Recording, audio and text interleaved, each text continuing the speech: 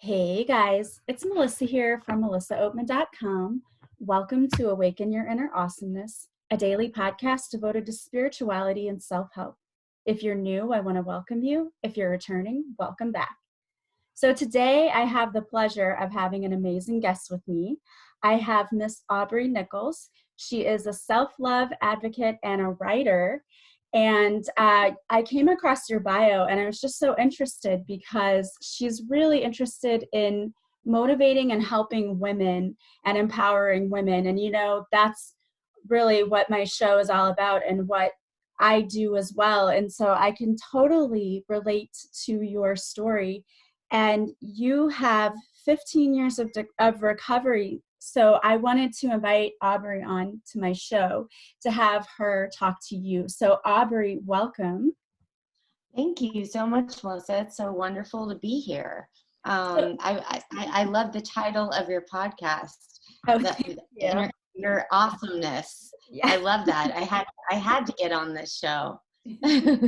Well, thank you for being here. And now I know you're from LA and you're a self-love advocate and a writer, but what really interested me was the fact that you're a recovering addict and you have 15 years of sobriety. Now that has to be, like, you must be such an amazing person to have 15 years in. So why don't you tell us, first of all, a little bit about yourself and then kind of what has your journey been like for you?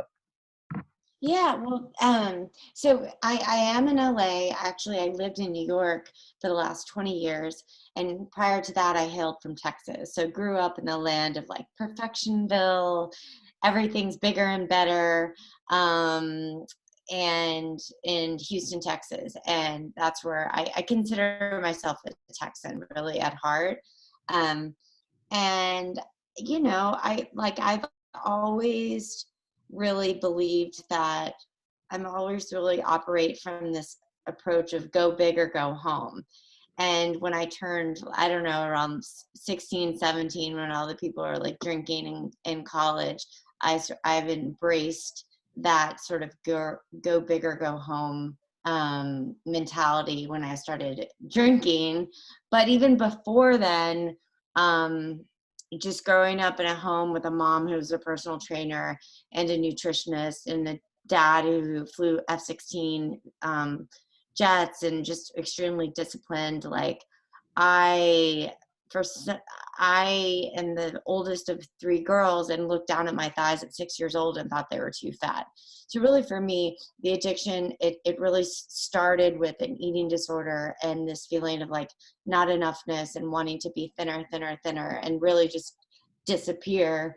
And then sort of jump ship to like drinking and drugs and all the other things. It was just really, how could I fill my insides with the outsides? I've always felt like there was like an emptiness. It's like deep, dark emptiness or loneliness inside of me, like a hole. And I don't know, it could never be, it was this like deep longing and deep pain that I always felt from a very young age. And I thought that there was something fundamentally wrong with me. That's really interesting that you say that because I think a lot of people experience that pain that you're talking about. And it doesn't have to be that you're addicted to drugs and alcohol. Some people are addicted to food. Some people are addicted to Mm-hmm. fear-based thinking. Some Yep. people are addicted to procrastination. I mean, there's so many different things that you can be addicted to, but really it's all about filling that void. And I love that you mentioned that.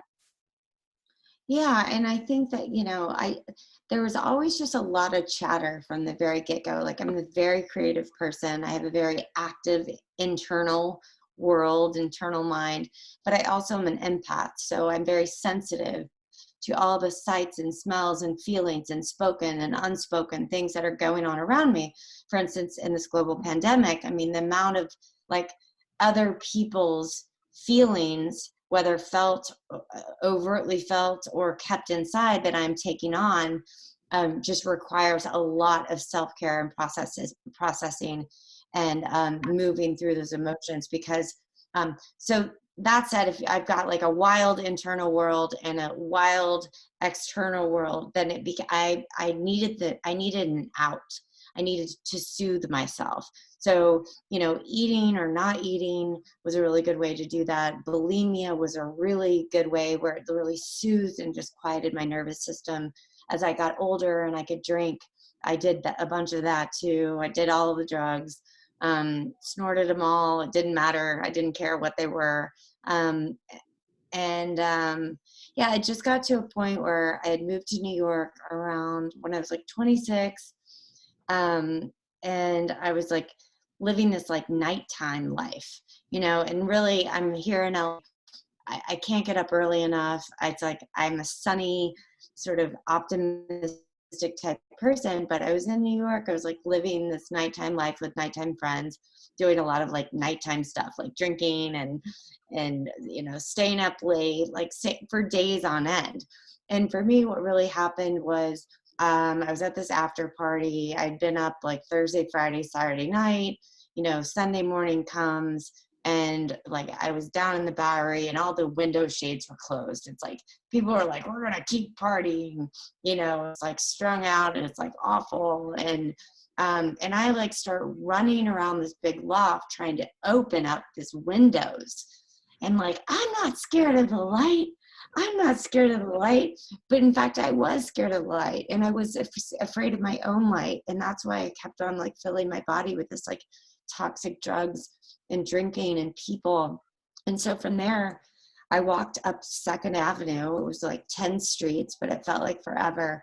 And it was like 11 a.m. in the morning. And I just saw like all of these people doing daytime things and walking in friend groups and going to brunch. And that was really what did it for me. I didn't have any friends that I could go to brunch with. I only had nighttime friends who were going to like be sleeping through till Tuesday, trying to sleep off their hangover. And that was it. Like from that point on, I just had a desire to stop drinking, to stop doing drugs. And I didn't really hit a bottom, but I saw a bottom. And that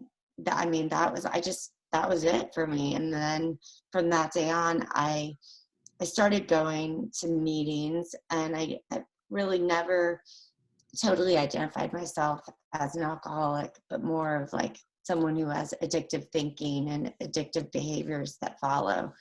But one day at a time, my life got better without drinking. And for anybody who's thinking about recovering and has a problem with the labels, I'm like, I have a lot of problems with labels. But what I don't have a problem with is feeling good. And one day at a time, I could go to these meetings and get the support and talk about my problem of the day. And I started to feel better. And that was enough for me. I mean, I like to feel good. Yeah, Yeah. that's awesome. I think that the one thing that you said that stands out to me the most is when you said that you were an empath. A lot of the people who listen to my show are empaths. They're on this Mm-hmm. spiritual awakening journey. And so I identify with that too, that sometimes the outside energies that you pick up on become so overwhelming. And I think it's really important. I think a lot of people numb that with substances because they don't really want to have to go internally and recognize like what's happening. Why do I feel this way? Why do I have all of this clutter and chatter in my brain? And not realizing that it's other people's stuff that they're picking up on. And I think a lot of empaths fall down that trap of addiction because it's a way for them to drown out that extra noise. So the fact that you said that you are an empath, I think that a lot of people at my listeners will identify with you with that. So what do you do? Is there something that you do now that helps you to not feel overwhelmed by everything? You mentioned with this pandemic, and I know a lot of my listeners have reached out and said, oh, it's so overwhelming and I'm so afraid. And we've been talking about not letting fears get the best of you. How do you cope? And how did you cope with this being an empath once you realized you didn't want drugs or alcohol anymore? How do you cope?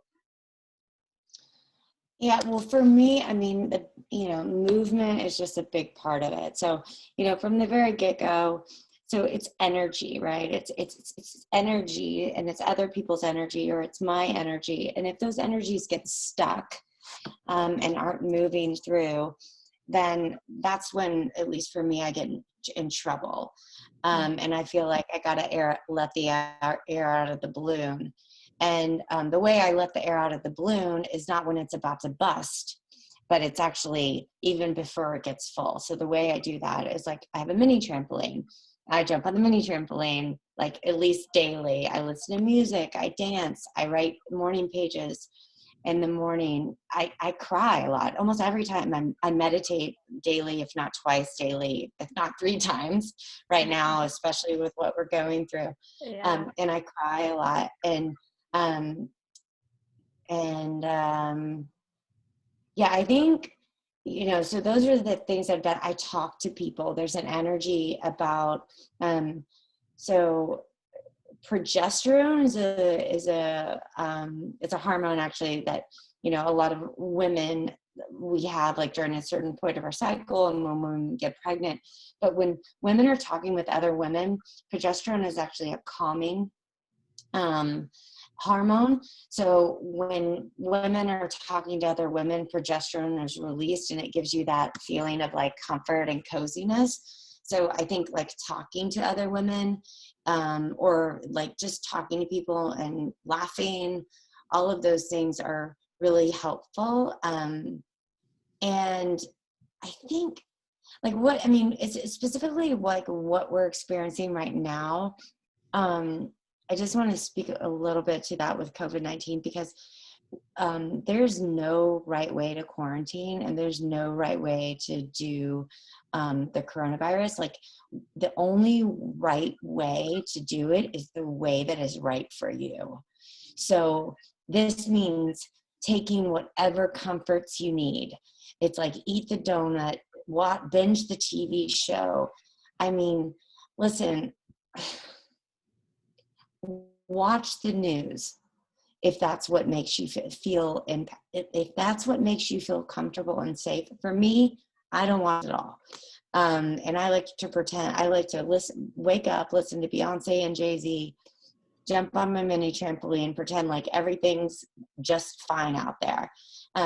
But I do think that people, especially in this global trauma that we're going underneath, it brings up all of these other traumas that people have experienced in their life, and people who have any sort of PTSD, it is bringing up a lot. So the most important thing is that you move it through your body, you talk about it, you don't judge it, and you just do what makes you feel safe. And we have the right to set boundaries when other how they're taking care of themselves in the pandemic infringes upon what we need. Like, I live with a couple who's married, and so I have to tell them, you know what, you guys, I'm not going to come down, or I'm going to put some headphones on if you guys are listening to news, because it just, like, sort of rocks me from the inside. But also, they need to watch the news. So it's just, like, really coming to place from, like, if we were all little children, like, right now, which is we're, like, waiting for the government to, like, tell us, like, what to do, and the government didn't even protect us, and, like, and there's just a lot going on. So just gentle, loving kindness right now.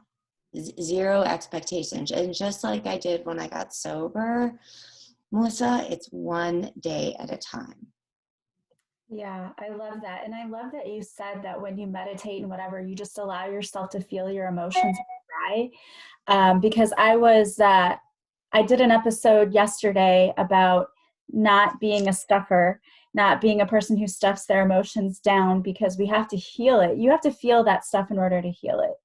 And that, I think, when you meditate and you actually allow yourself to get emotional and to feel all of that stuff, that's when you're really, really going to start to feel better, because we get it out. So I love that you do that, and that you tell them that it's okay for them to process it however they need to. Because you're right, not everyone, I was just talking to a grief counselor yesterday, and she said, not everybody's grief experience is the same. And so you can't compare yourself or have any kind of expectation because everyone deals differently. So I love that you mentioned that too. That's awesome. Mm-hmm. Now, correct me if I'm wrong, but I heard that you have a book coming out. So can you tell us a little bit more about that? Yeah, sure. Like I was saying earlier, my experience was like living a lifetime of filling my insides with the outsides. And really, the last chapter, if you will, of that was walking down. I was 35, he was 41, walking down the aisle to this like wonderful, generous man, thinking that I could hand over my emptiness to him. I would be a wife. I would finally be enough. He could love me for me. But 3 years into the marriage, living in New York, I had the houses and the cars and dripping in pink diamonds. And I couldn't even look at myself in the mirror. I was the most miserable version of myself I had ever been. And I had all those things that I thought would make me happy. So the book is titled Enough: How I Stopped Searching, Starving, and Striving and Became the Woman of My Dreams. And it was it was probably 4 or 5 years ago that I embarked on this self-love journey. And I left the husband that was sort of suffocating my spirit.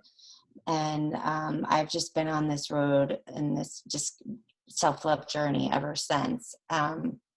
So that is what the book is about. It sort of goes back to like the growing up and learning to play small, and, a lot of the fun, like nightclub, all the unavailable men, all of the sort of filling your insides with the outside sort of debauchery that went on, but really takes it to a really beautiful place. And where I am today, the big aha there is like the foundation.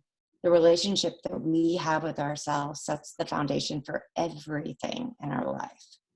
I The love music that. we Yeah. listen to, the food we Yes. put in our body, the friends we have, the jobs we have, how many hours we spend on Instagram, and, how much sleep we're getting. So, it's only natural that as I cultivated a more loving relationship with myself, then all of the baddies, the bad things just made their way out. It's not like they were bad, but they were just not for me and how I wanted to treat myself. I love that. Self-love is so important. It is totally the foundation of everything. And you're absolutely correct in saying that. You're talking about you had all of the material things that you would think that someone would want, and a husband and all of that. And I think that's what people don't understand is people will say, when I have money, I will be happy, or when I have this, I will be happy, instead of saying, I'm happy, and then these things come to me, which is the Mm. basis for the law of attraction, right? So how do you help people when it comes to self-love? Like what are your thoughts on that, or what advice could you give people? Yeah, I think for me, the three things that helped me get on the journey of self-love were this. Number one, I started doing this crazy exercise at Equinox in New York City, which was like wild, hard, intense cardio, which is so my jam, but paired with these affirmations. So it's like I started to really embody these new way of thinking, and these affirmations were positive, like you're a creative genius, you are enough, you're strong enough. And so as I started to crowd out the sort of negative thinking, pattern thinking that I'd been addicted to and thought that was truth, that I was able to rewire my brain with these more positive thoughts. So that was one thing. Number two is I started meditating daily. And now I told you, like, it's like 3 times a day if I can. Just meeting myself in the quiet, getting really intimate with my own thoughts from a place of getting curious about them with non-judgment. Just, because we are not our thoughts. They are just thoughts. And for me, if I was able to just watch my thoughts and observe them, I could separate myself from those thoughts and know that I wasn't them, because our thoughts create our emotions, and that creates the life that we're living. So I would say first step is just really able to meet yourself in the silence, get intimate with who you are. And then from there, I mean, there's just accepting who you are before you even get into the self-like and self-love, because that's like, self-love is not for beginners. I mean, it's hard stuff. I'll be doing it for the rest of my life. And then thirdly, I would just say I surrounded myself with a bunch of like-minded women who were on the same journey as me. So constantly hearing from the outside, Aubree, we need you to shine as bright as possible in the world. Be as jumpy and as energetic. You're not too much. You are so exactly how you are supposed to be. And so surrounding myself by that community of women where I was able to have the work that I was doing be constantly affirmed. They were actually the girls that I worked out with. That was really powerful to me. Yeah, I love that. And I think that you're so right in that you have to surround yourself with like-minded people. It's why it's so important to find communities, especially on social media. I'm a big proponent, and I tell my listeners this all the time, of going through and disconnecting from some of those social media groups that are very negative, or the people, just unfollowing a lot and making sure that you follow groups where you will get support and where like-minded people can share their ideas. And in keeping with that, I created my self-love course, You Are Lovable, which is coming up April 20th.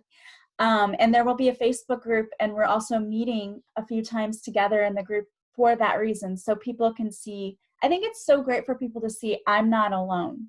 I'm not the only one, which is why I think it's amazing that you wrote your book and you have this story. And I love that title, by the way, that you wrote your book enough to show people, because in doing this podcast, what I realize is there are so many people who share my story, who have similar stories. And I would never have known that if I hadn't put myself out there. And I think in the same way, you are going to reach so many people, and you would never know that someone else reading your book would say, oh my gosh, we had very similar stories and I thought I was alone. And it makes me feel better, because it's this sense of, if she can do it, so can I. And I'm not the only one out here going through this. So I'm sure that you had to realize that as you were writing this, that you were hoping to reach women who had similar stories. Yeah, I mean, I think that like for those of us who I'm like, I consider myself a light bringer, you're a light bringer. There's people of us who are just vibing high, and that's what we want to do. And there's people that aren't, or there's people who have never been exposed to this way of being or thinking or feeling. So it's up to us to really like lead the way and say the things that others may be thinking or feeling, but they don't feel like they have permission to say those things. And I just kind of like to put it out there. I always kind of like very keep it real, almost to a fault. But I think that sort of vulnerability is my superpower. And so I'm willing to offend people. I'm willing to have people not follow me or not like me or to use an F-bomb. And because I think that really I think that I can't water down the way I am, my experience and what I went through. And I know that I was given those gifts from a higher power, from the universe, so that I could bear these gifts and share what I've learned with through women, because I have experienced struggle. I mean, it's like, I'm used to struggle. I'm great in struggle. This pandemic, I'm fine with this. Yeah. It's getting used to being happy and the joy and the getting used to the lightness and the playfulness and pleasure. It's like, that's where I am in my self-love journey, right? Like, let me eat something just because, not because I just worked out, or not because not because it's 12 noon. Let me just eat something just because, on a really beautiful plate. And, I mean, just getting And so that's where I am now. And I think that, you know, everyone's at a different part of their journey, and it doesn't matter where you are. I think that what you said, Melissa, was really important. Is it's really important for all of us to keep speaking up about our various struggles or challenges on the self-love journey, so that other people can hear that they're not alone. Yeah, I love that. And I love how you actually have that freedom of not caring. I talk to my listeners about that too, that, you know, that's part of the self-love journey too, is being so confident in yourself that you don't care what other people think of you, because it doesn't matter. It's none of their business, or none of your business what other people think of you. And I think that's where a lot of us struggle, and where some people still have that struggle, is even with the food. I love the freedom of that. I, like you, growing up in my teens, started to kind of develop an eating disorder. I wouldn't call it a full-blown eating disorder, because as I got older, I sort of realized, oh, well, you know, that's, people made comments to me that were kind of cruel, you know, growing up. And I took that to heart. And then every time I would eat something, I would think, I shouldn't be eating this, or I need to go work out, or I need to do this. And then I realized like how stupid that was. Like, it doesn't matter. Like, if I'm happy with myself, that's what matters. And it took a long time though to get to that place where I could eat something and not feel bad about it, not feel guilty, or feel like I need to work out later. So I love that you said that, because that just shows how far along you are on that self-love journey. And I know there are so many people out there who wish that they could feel that way. And I love Yeah, that. and you know what it's so great. Like I guess if one other thing that I would say about any of these behaviors or thought patterns that, I don't know, that any of the listeners think that they're not, are definitely not serving them, they're bringing them down. What I like to do is, there's this like theory, I don't know, I just made it, it's like called crowding out. So like, say for instance, like if I am like trying to get on a better eating routine, and it's like I'm upset, like I end up eating Ben and Jerry's like every night, and it's like it doesn't feel good, or it actually feels good, right? So it's like, versus focusing on not eating the Ben and Jerry's, why don't I just like throw some more kale in the front part of the day, or you know, a green juice or something. So I just really don't like trying to like move, just focus on the bad behavior, because where focus goes, energy flows, like Tony Robbins says. So Yes. I really like to focus on, how can I bring in more goodness, and then the things that aren't working and are sort of like bringing you down will naturally just fall away. I promise. I love It's that. tried and true. Yeah, Yes, yes. I love that. And really focusing on the law of attraction, the biggest thing there is focusing only on the good thoughts. So I love that. that's right. And you just make yourself miserable with the bad ones anyway. I know. I know. So how can people get a hold of you, or follow you, or work with you? How would they do that if they were interested in that? So Instagram is my platform. It's like I keep it raw, real, funny, somewhat. Sometimes it's R-rated. It's always fun. So it's Aubree, Aubree.Nichols, Nichols. And from there you can email me, DM me if you want. I mean, especially in this time of COVID, if you just want some support, want me to post on more of this or more of that, and you can definitely connect to my website. Okay. But I will definitely have your contact information in the description to this podcast. So if any of you are interested in following Aubree on Instagram, her handle will be in the description to this podcast. So you can go and click on it. It'll take you right there. And then any information that she gives me, I'm going to pass along to you as well, because I think she just has so much light to spread. And you guys can't see her at home, but I can see her while we're doing this podcast interview, and her light is just evident. She shines so bright and is so beautiful. So I think that you guys should definitely check her out, and her book Enough. Is it out in stores yet, or? No. We're just like trying to get a publisher Okay. But it's going to be a year. But I publish a lot of articles, which are also you can read on my Instagram as well. Well, if you follow her on Instagram, you will see when her book comes out. And we would Yes. love to have you back when it does so that you can talk to us about your book. And I want to thank you so much for being here with me today. And you're welcome to come back anytime. So is there any last thing that you would like to tell our audience or anything about yourself? Yeah, I think right now, just be super gentle with yourself. Take it one day at a time and know that we are really all in this together. And even at the expense of Zoom fatigue, stay connected. Stay connected. Don't judge your feelings. You're exactly in the right place. We're born to feel all of this, and this is all, we will get through this.